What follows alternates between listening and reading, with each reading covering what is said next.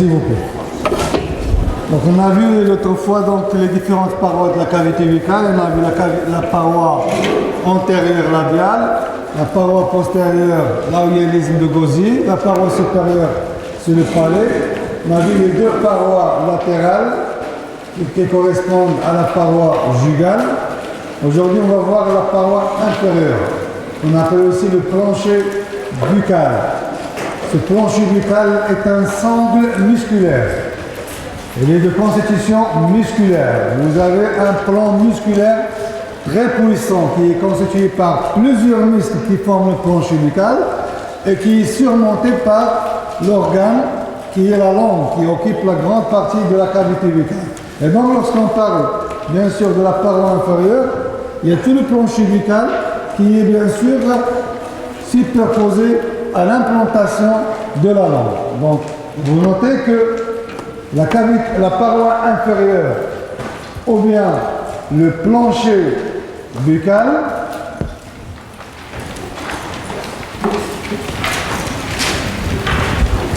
est constitué par un plan musculaire qui sépare la cavité buccale de la région supra-épidienne.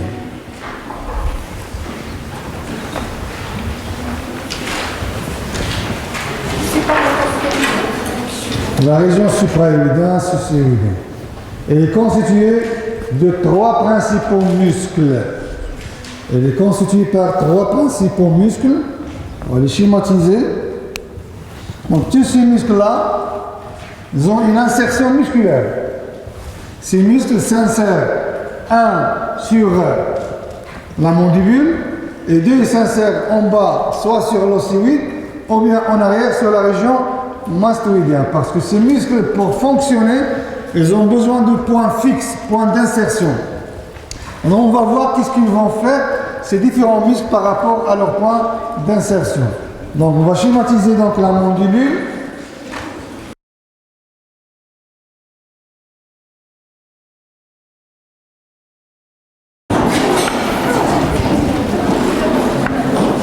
Allez-y, allez-y.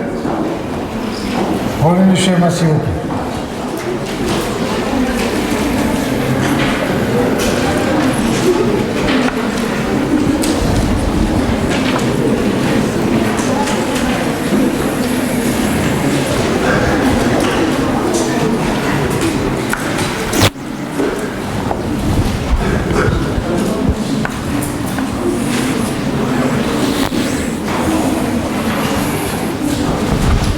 Ça c'est la mandibule.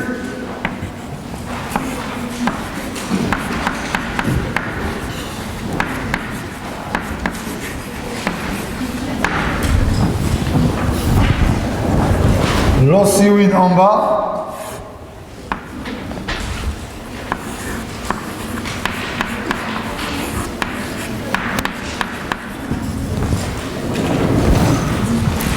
Et bien sûr la région mastoïdienne. La mastoïde en arrière. Et là c'est l'apophyse stéloïde.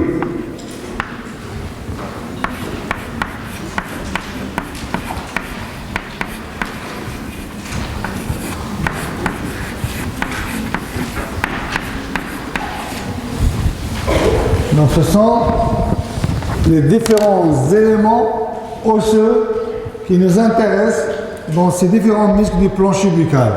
Donc la mandibule, l'ossioïde en bas et la région mastoïdienne en arrière. On va voir ces différents muscles où ils vont s'insérer.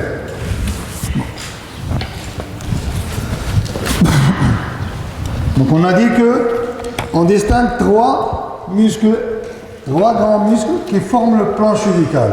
Le premier muscle, c'est le muscle, allez-y, vous avez vu ça au TP, le muscle mylo-éoïdien. Le muscle mylo-éoïdien.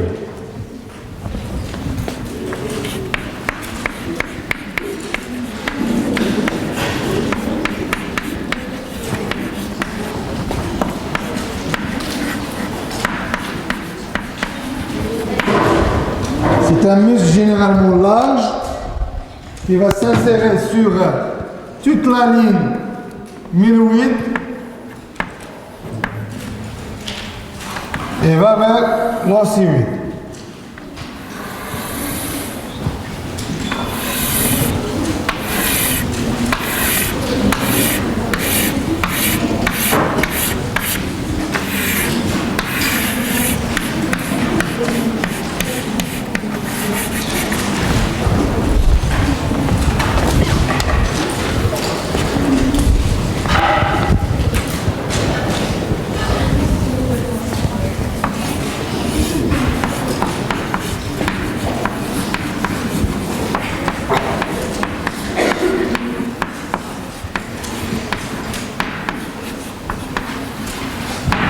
Un muscle mylo-hyoïdien. C'est un muscle qui est large et en éventail qui forme ou bien qui ferme la cavité buccale en bas. C'est un muscle, notez ça. Le muscle mylo-hyoïdien, c'est le principal muscle du plancher buccal. C'est un muscle large, plus vaste en avant.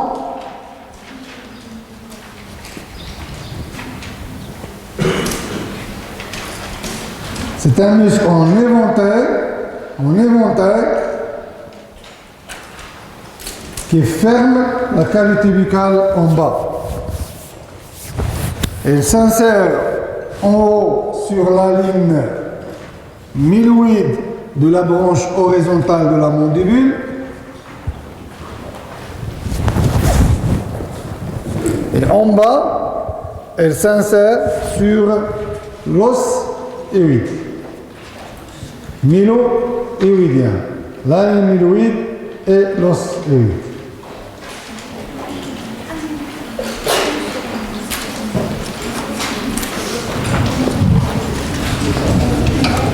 Le deuxième muscle,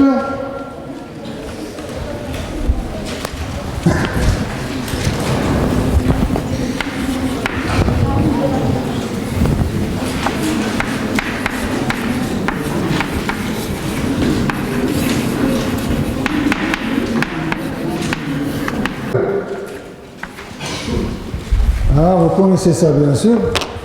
Donc deux supérieurs, ce sont les apophyses génies supérieurs sur lesquels s'insère quel muscle?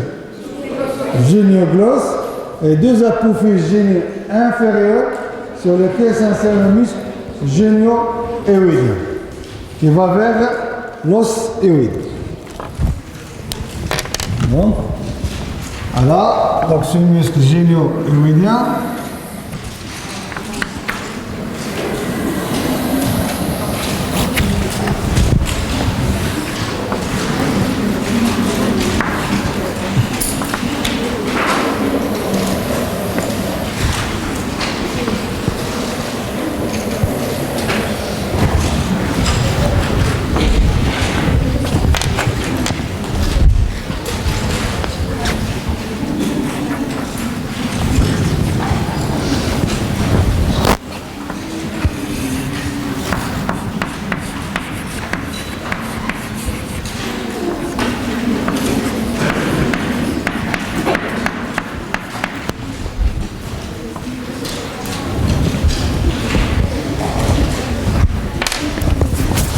Donc le muscle génio-hyoïdien est un muscle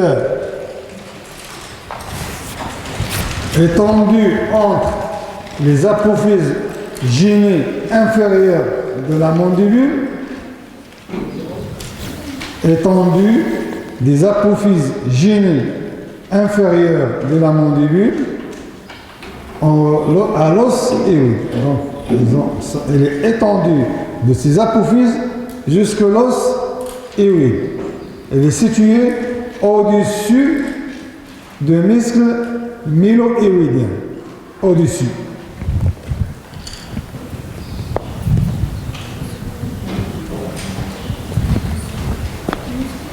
C'est ça le muscle génio-hyoïdien. Le troisième muscle,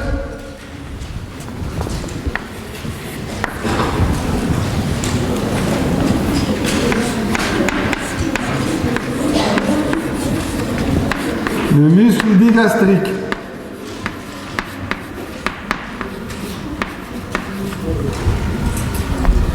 Le muscle digastrique, on l'appelle muscle digastrique parce qu'il est constitué par deux chefs ou bien deux ventres. Un ventre antérieur en avant et un ventre postérieur en arrière et qui sont reliés par un tendon. D'accord? Vous avez donc le shaft antérieur du muscle, le tendon intermédiaire et en arrière vous avez le shaft postérieur du muscle, on va le schématiser.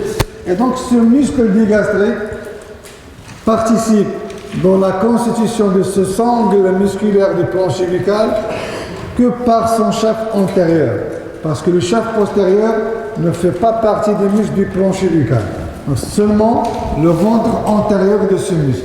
Il est étendu de la pointe de la mandibule. On va schématiser ici. Vous avez le muscle donc à ce niveau-là.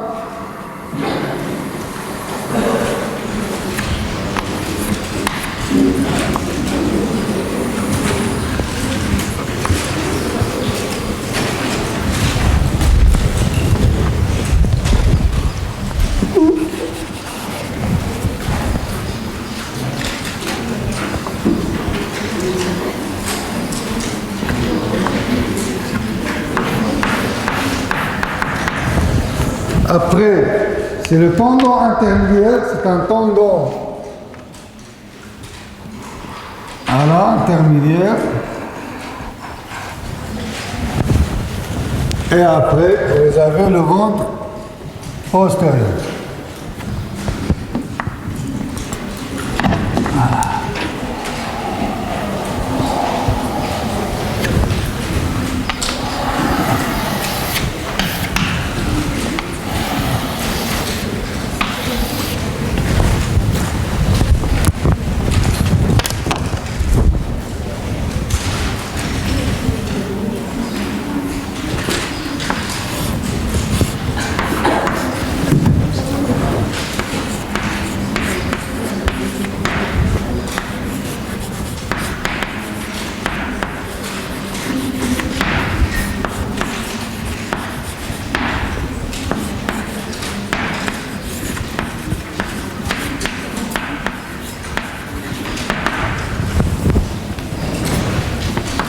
Ventre antérieur, tendon intermédiaire.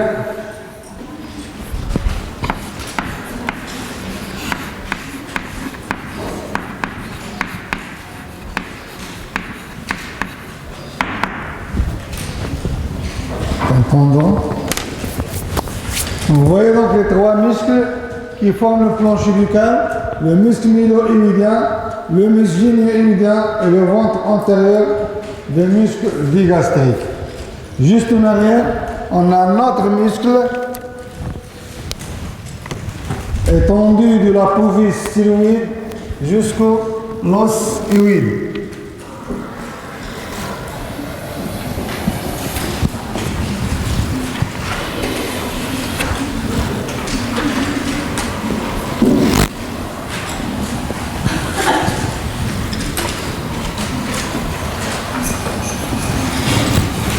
C'est le muscle stylo-hyoïdien, entre l'apouvis styloïde et bien sûr l'os hyoïde.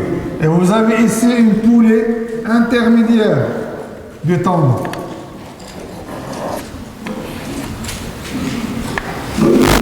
La poulée du muscle digastrique où passe à la fois le tendon et le muscle stylo-hyoïdien.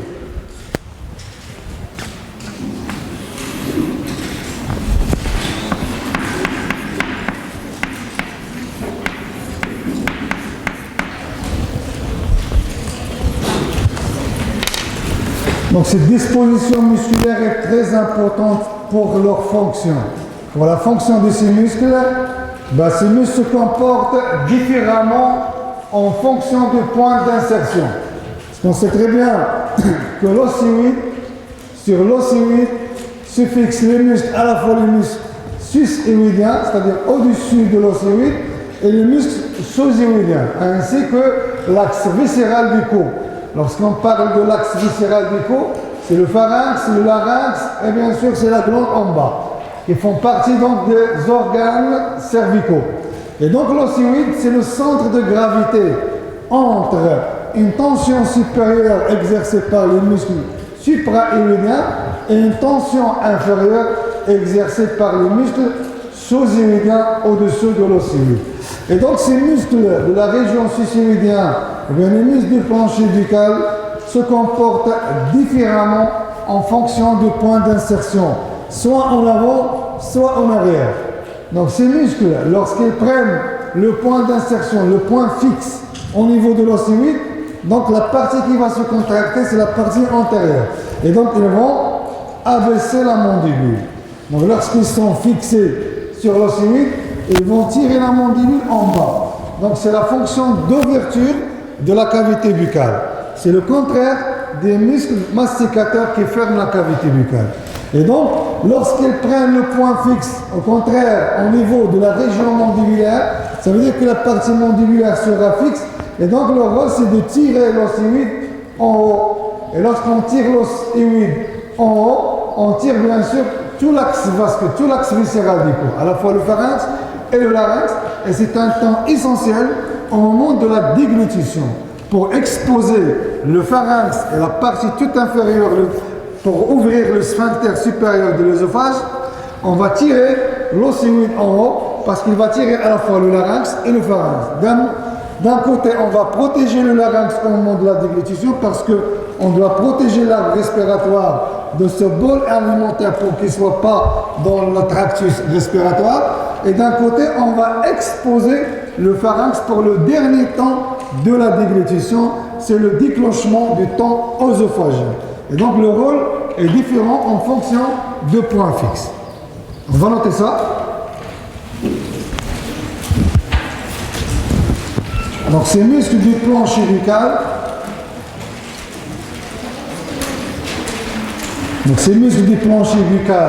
jouent un rôle différent par rapport au point fixe.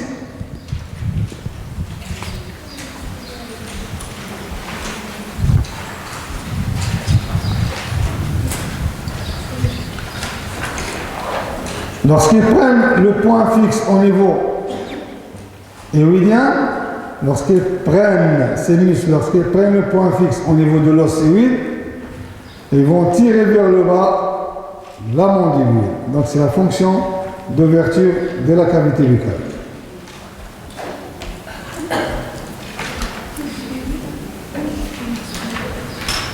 Donc à contrario, lorsqu'ils prennent le point fixe au niveau mandibulaire, ils tirent vers le haut l'osioïde.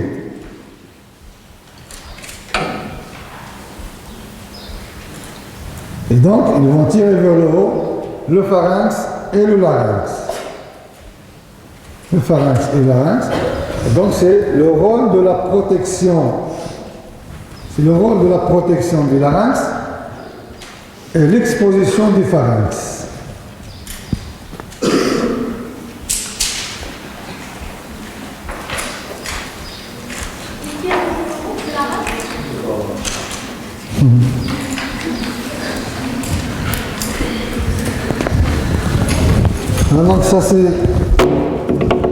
Donc c'est différent. Donc la paroi inférieure de la cavité buccale ou bien le plancher buccal est purement musculaire.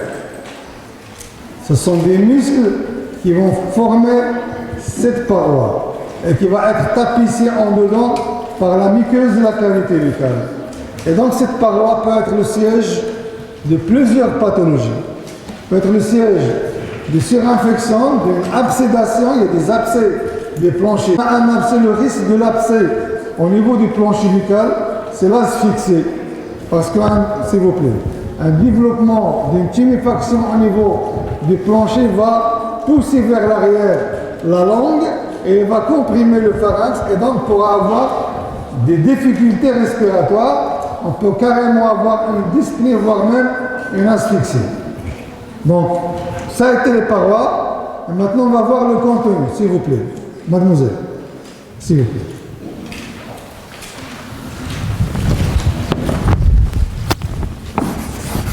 Voilà, donc le contenu de la cavité buccale.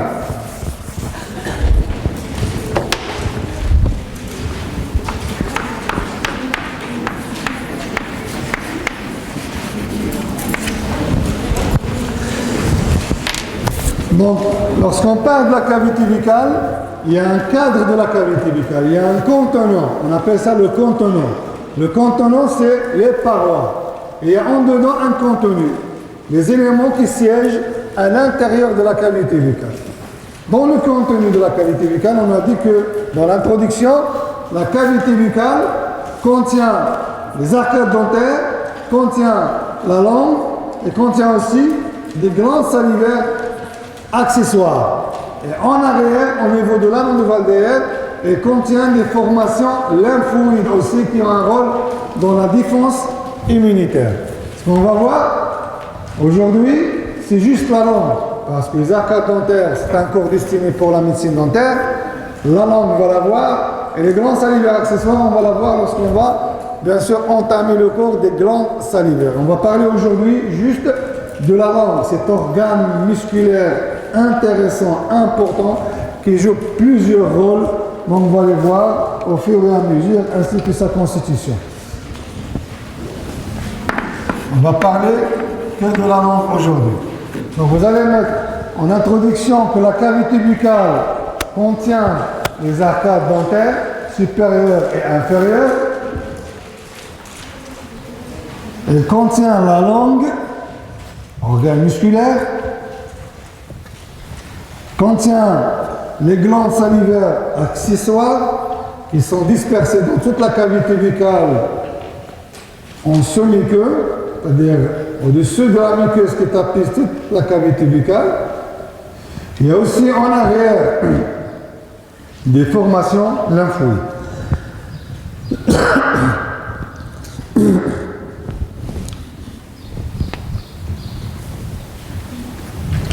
Donc le principal constituant au niveau de la cavité buccale, c'est la langue. Cet organe musculaire. Donc la langue, c'est un organe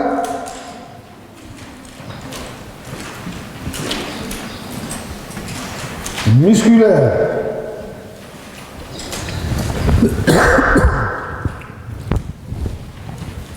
Tapissé par une muqueuse.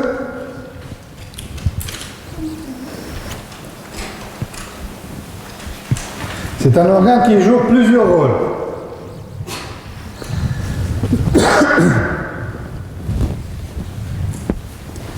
Un, c'est l'organe principal, bien sûr, de la gustation, parce qu'il contient des papilles gustatives.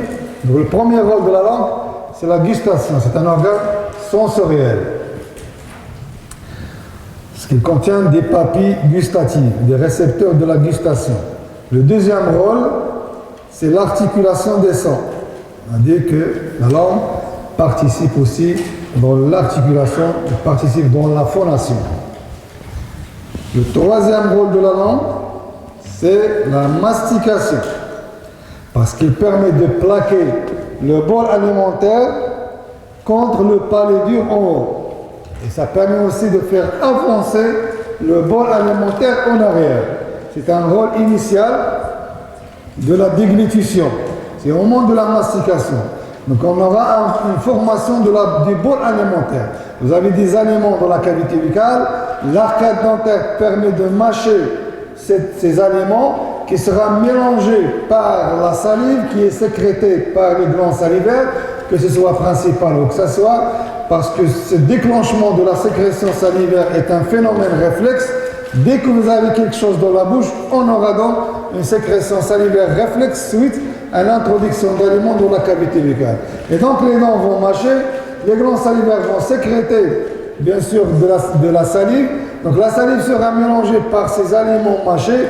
Le résultat, c'est la formation d'un bol alimentaire. Donc ce bol alimentaire, après avoir bien sûr formé, il sera avancé en postérieur. Il sera poussé par le mouvement de la langue vers l'arrière. Parce que le premier temps de la déglutition est un temps qui est buccal, c'est là la formation de bol alimentaire. Le deuxième temps, c'est le temps pharyngé, et donc c'est la langue qui va pousser le bol alimentaire vers le pharynx. Et après, on aura le troisième temps de la déglutition, c'est un temps hypopharyngé avec ouverture du sphincter supérieur de l'œsophage. Et donc la langue participe en grande partie dans ce temps buccal de la déglutition. Vous avez trois rôles, donc la gustation, voilà, et bien sûr la mastication, ou bien le temps de la déglutition. Donc cette langue va être divisée en deux parties. Notez pas ça. C'est juste, j'explique, après on va reproduire ça. Donc cette langue généralement est divisée en deux parties. Il y a une partie mobile dans la cavité buccale, c'est la partie antérieure de la langue. Mais derrière, nous avons une partie qui est fixe, qui est implantée dans le plancher buccal vers l'ossuaire. Ça ne bouge pas, on appelle ça la base de langue. La partie qui bouge et la partie qui intervient dans les différentes fonctions de la cavité buccale, c'est toute la partie mobile. Les deux tiers antérieurs de la langue qui est mobile. Mais par contre, la partie postérieure, elle est fixée parce qu'il est implanté dans le sangle musculaire du plancher buccal. On va voir donc un schéma qui permet de reproduire tout ce qu'on a dit sur un schéma de face.